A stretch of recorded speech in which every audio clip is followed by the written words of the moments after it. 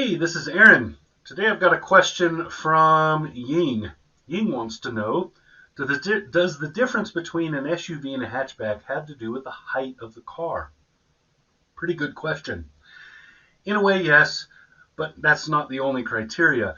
There are a combination of things that kind of decide whether or not a vehicle is a crossover or SUV and just a hatchback car.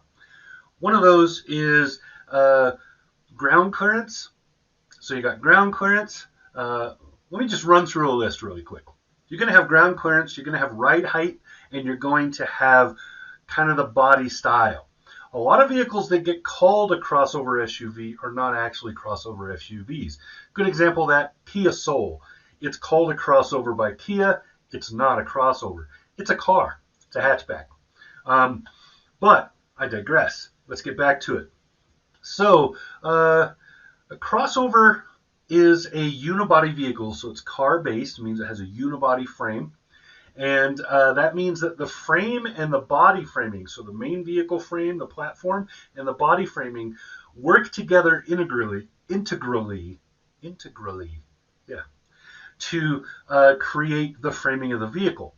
In a body-on-frame vehicle, which would be a truck-based vehicle or a full SUV, then you would have a frame that is standalone. The body is literally just set on top of it and bolted down. Two different ways to design a vehicle. One of them, the car-based one, that gives you more interior room, more space, because the body framing is part of the framing. So you have more interior space. You'll always on those will have an independent suspension, and you'll have more car-like drive. So you'll have a tighter feel to the vehicle. It's lower to the ground. The center of gravity is lower, etc. With a truck-based vehicle, so a square, usually a ladder frame, but just a square frame with a body on top of it, so body on frame, you'll have a more truck-like experience. You may or may not have an independent suspension, and you usually have full-on four-wheel drive with low gearing as part of the vehicle. That's not required, though. So it's a very different design. It's usually taller. It's usually higher up off the ground in terms of the center of gravity and all of those things. Now, a crossover SUV kind of combines these things. It's a unibody or car-based vehicle, but it has the ride height and feel of an SUV in the interior space and the general shaping of an SUV. So it's made to be a SUV that isn't a truck. And that means better fuel economy, more interior room, and a better ride quality overall. So, hatchbacks, however, are cars. They're basically station wagons. It's the modern equivalent of a station wagon. So we still have station wagons on the road, but sadly there aren't a whole lot of them left. There are a bunch of hatchbacks. Those are also becoming fewer and further between in the US, simply because crossovers are taking over where the hatchbacks have once been.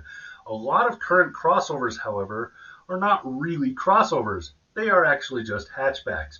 But they're calling them a crossover because that's what people shop for. So the biggest difference you'll see is ride height. When you get in the vehicle, in a car, you're low to the ground. You feel low, you feel tight. It feels like it's sportier, right? It feels lower and more car-like. Whereas in a crossover, you will sit higher and you'll have a bigger field of view, and you will be up off the ground, so you don't have as much of that road feel going on. It's not quite as sporty. You'll have more ground clearance in general in a crossover than you would in an equivalent, say, station wagon. And most crossovers come with some sort of four-wheel drive option. You'll have all-wheel drive or four-wheel drive with low gearing, and that will be an option.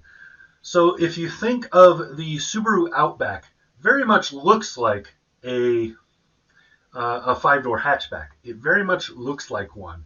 It's designed like one, but it's not one. It's actually a crossover because it has 8.5 inches of ground clearance. It's very tall, and it has a higher ride height on the inside.